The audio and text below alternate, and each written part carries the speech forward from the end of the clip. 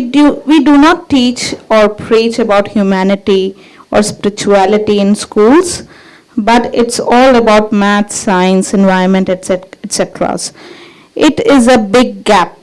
I had liked to I had like to request you to approach bigger high officials to enforce this, which can resolve many issues like domestic violence, disharmony, hatred, etc. ਦਿਲ ਨੂੰ ਦਿਲਾਂ ਦੀ ਰਾਹ ਪੁਸਤਕ ਵਿੱਚ ਅਸੀਂ discuss ਕੀਤਾ ਹੈ ਕਿ ਤੁਸੀਂ ਆਪਣੇ ਆਪ ਨੂੰ ਸੀ ਬਣਾਓ। ਸੀ ਮੀਨਸ ਤੁਸੀਂ ਸਮਾਲ ਸੀ ਹੋ ਕਿ ਕੈਪੀਟਲ ਸੀ ਹੋ, ਪਰ ਉਹਦੇ ਵਿੱਚ 4 ਕਾਈਂਡਸ ਆਫ ਸੀ ਡਿਸਕਸ ਕੀਤੇ ਨੇ। So finally I tried to share ਕਿ ਤੁਸੀਂ ਕੰਜ਼ਿਊਮਰ ਸੀ ਹੋ ਜਾਂ ਤੁਸੀਂ ਕ੍ਰੀਏਟਿਵ ਸੀ ਹੋ, ਕਿਹੜਾ ਸੀ ਹੋ।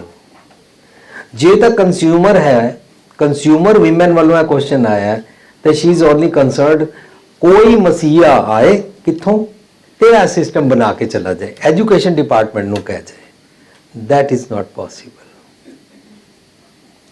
ਬਟ ਜੇ ਤੁਸੀਂ ਕ੍ਰੀਏਟਿਵ ਹੋ ਤਾਂ ਸਾਡੇ ਨਾਲ ਰਲੋ।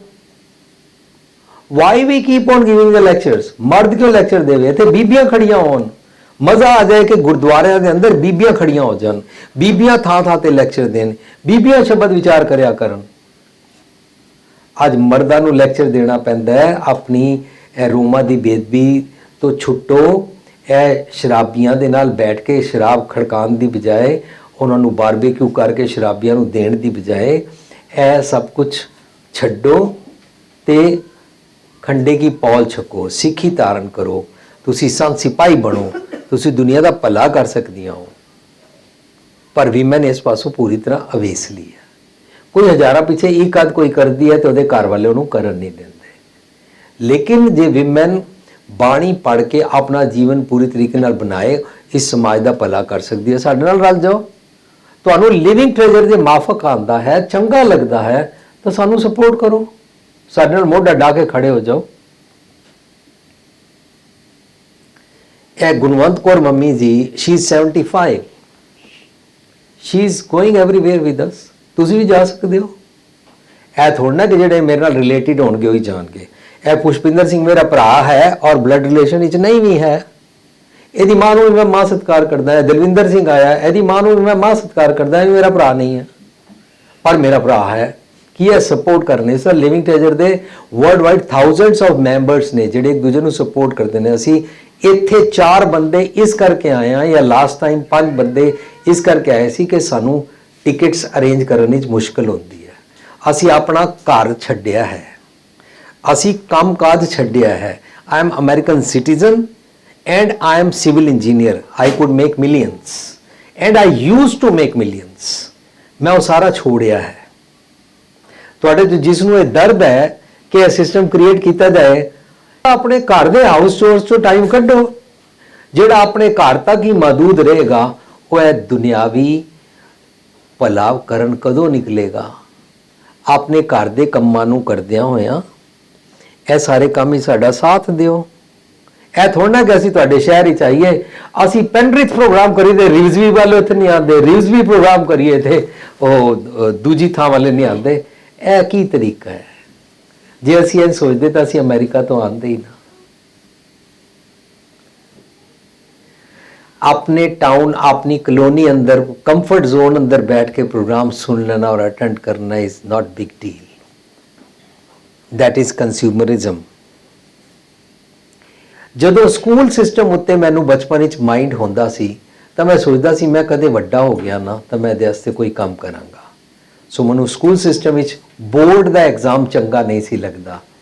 ਮੇਰੇ ਵੇਲੇ 5ਵੀਂ ਦਾ ਵੀ ਬੋਰਡ ਦਾ ਐਗਜ਼ਾਮ ਹੁੰਦਾ ਸੀ, 8ਵੀਂ ਦਾ ਵੀ ਹੁੰਦਾ ਸੀ, 11ਵੀਂ ਦਾ ਵੀ ਹੁੰਦਾ ਸੀ। ਸੋ ਜਦੋਂ ਮੈਂ ਅਮਰੀਕਾ ਤੋਂ ਇੰਡੀਆ ਵਾਪਸ ਆਇਆ, ਅਸੀਂ ਸ਼ਬਦ ਦੀ ਵਿਚਾਰ ਕਰਦਿਆਂ ਐਸੇ ਕਾਮਨ ਪਬਲਿਕ ਦੇ ਵਿਚਕਾਰ ਸੈਮੀਨਾਰ ਕਰਨੇ ਸ਼ੁਰੂ ਕੀਤੇ and we were able to knock the door of the education department. ਔਰ ਇੰਡੀਆ ਵਿੱਚ 8ਵੀਂ ਦਾ ਬੋਰਡ ਖਤਮ ਹੋ ਗਿਆ। ਇੰਡੀਆ ਦੇ ਅੰਦਰ 10ਵੀਂ ਦਾ ਬੋਰਡ ਖਤਮ ਹੋ ਗਿਆ।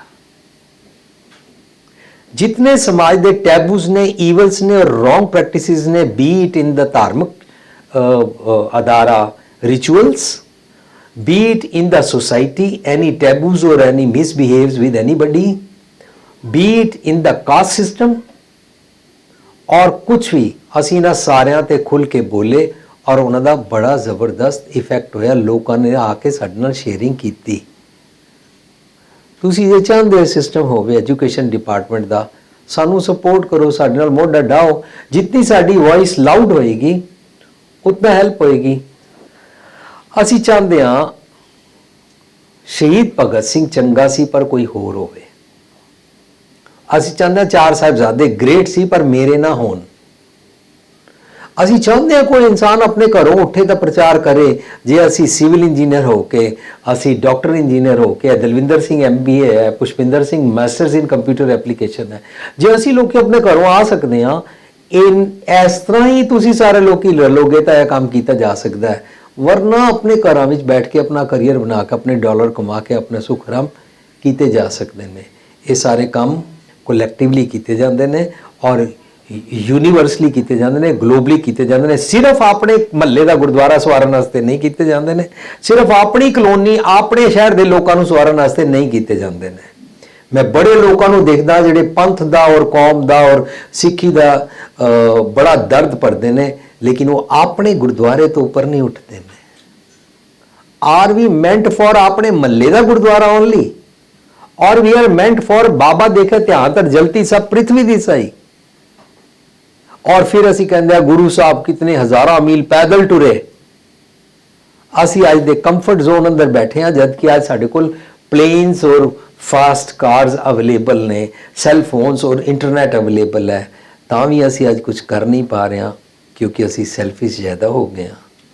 ਸੋ ਮੇਰੀ ਬੇਨਤੀ ਹੈ ਕਿ ਜੇ ਐਜੂਕੇਸ਼ਨ ਡਿਪਾਰਟਮੈਂਟ ਠੀਕ ਕਰਨਾ ਹੈ, ਮੈਰਿਜ ਡਿਪਾਰਟਮੈਂਟ ਠੀਕ ਕਰਨਾ ਹੈ, ਲੋਕਾਂ ਦੇ ਘਰ ਠੀਕ ਕਰਨੇ ਨੇ, ਸਾਡੀਆਂ ਬੱਚੀਆਂ ਗੜਬੜ ਹੋ ਰਹੀਆਂ ਨੇ, ਸਾਡੇ ਘਰਾਂ ਵਿੱਚ ਏਡਸ ਆ ਰਹੀ ਹੈ, ਸਾਡੇ ਘਰਾਂ ਵਿੱਚ ਪਤੀ ਨੂੰ ਤੰਗ ਕੀਤਾ ਜਾ ਰਿਹਾ, ਪਤਨੀਆਂ ਨੂੰ ਤੰਗ ਕੀਤਾ ਜਾ ਰਿਹਾ, ਸੱਸਾਂ ਬਜ਼ੁਰਗ ਰੁਲਦੇ ਪਏ ਨੇ, ਇਹ ਸਾਰੀ ਸੁਸਾਇਟੀ ਨੇ ਜੋ ਅਸੀਂ ਠੀਕ ਨਹੀਂ ਕਰਦੇ ਹਾਂ। ਤਾਂ ਅਸੀਂ ਸੁਣਿਆ ਹੈ ਕਿ ਕੋਈ 1300 AD ਵੇਲੇ ਕੋਈ ਉਟੋਪੀਆ ਸੀ। ਅਸੀਂ ਸੁਣਿਆ ਹੈ ਕਿ ਕੋਈ ਹਿਊਮੈਨਿਟੀਜ਼ ਔਰ ਨਾਵਲ ਔਰ ਲਿਟਰੇਚਰ ਪੈਦਾ ਹੋਇਆ ਸੀ, ਪੋਇਟਰੀ ਪੈਦਾ ਹੋਈ ਸੀ। ਅਸੀਂ ਕੀ ਸੋਸਾਇਟੀ 'ਚ ਕ੍ਰੀਏਟ ਕਰ ਰਹੇ ਹਾਂ? Nothing. So if you can dream it, you can achieve it. If you can achieve it, then think that you have this ability and go for it. ਮੇਰੇ ਕੁਐਸਚਨ ਤੇ ਮੈਨੂੰ ਜਿਹੜਾ ਕੁਐਸਚਨ ਕੀਤਾ ਗਿਆ, ਮੇਰੇ ਆਨਸਰ ਦੇ ਨਾਲ ਤੁਸੀਂ ਡਿਸਐਗਰੀ ਕਰ ਸਕਦੇ ਹੋ। ਮੈਨੂੰ ਜੋ ਸਮਝ ਆਇਆ ਮੈਂ ਉਹ ਸਾਂਝ ਕੀਤੀ।